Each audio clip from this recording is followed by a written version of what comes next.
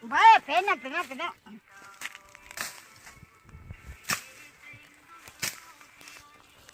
Hấp dẫn là chụp luôn. Mình được có pena đó có.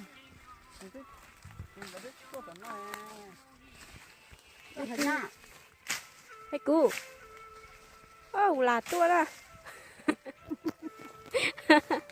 Nó đâu mới. Cái gì nè. Mũ nữa. Sáng nó mới mũ à, cái mỗi cái gầu liền. Tự sao sau lại xin nè.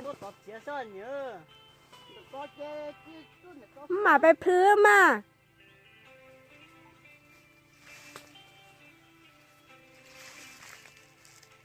Thôi tôi chẳng ai còn mình trong sự tá không à.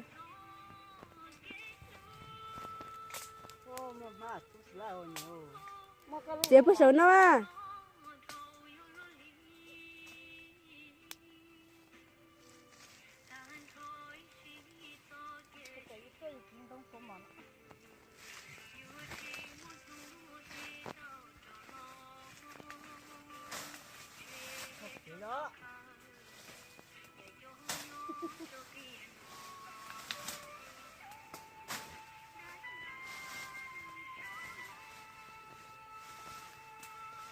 Nó lú rồi nhá. Để cái con mà. Sẽ nó mua nó nhóc về khỏi nó mua nó này xuống mũ nè. Khỏi đu mẹ bị non ta. Sẽ nó người mua à nó. Sẽ nó mua mũ đi chạm á. Nó chỉ tua bài sẽ nó. Nó cho nó lú rồi.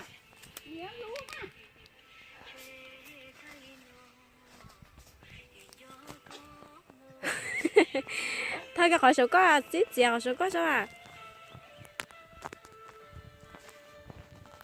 Sẽ nó anh nói mà mua tiêu này nữa họ chế chỗ đó á nè chế tiêu này nữa. Sẽ nó chọc cái nữa là mua mua. Nó có tôi mất ra để ha cái chẳng ra để. Ra để tin mẹ ta rồi. Chết rồi à, chết rồi chỉ có chuyện cho muốn há à. Thì em hát thì xấu cơ mà. Ô, chết giờ chỉ cho nữa là. Thổ nó chạy to luôn, chứ họ thì chết chứ mà.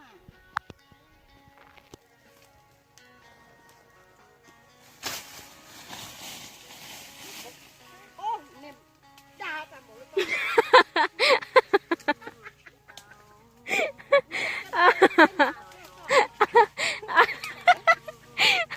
Anh nói mà cho lúc thế cái sao cho trốn to phải nói thế này người ta chỉ ra đấy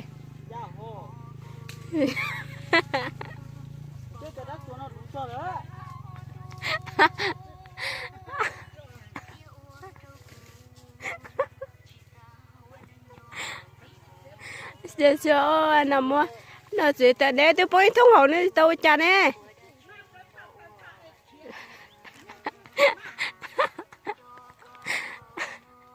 ô anh nằm mua mũi cháu luôn tiêu lỡ nè tí chỗ đó tôi chỉ trâu tuần tông ai kể chẳng chỉ chẳng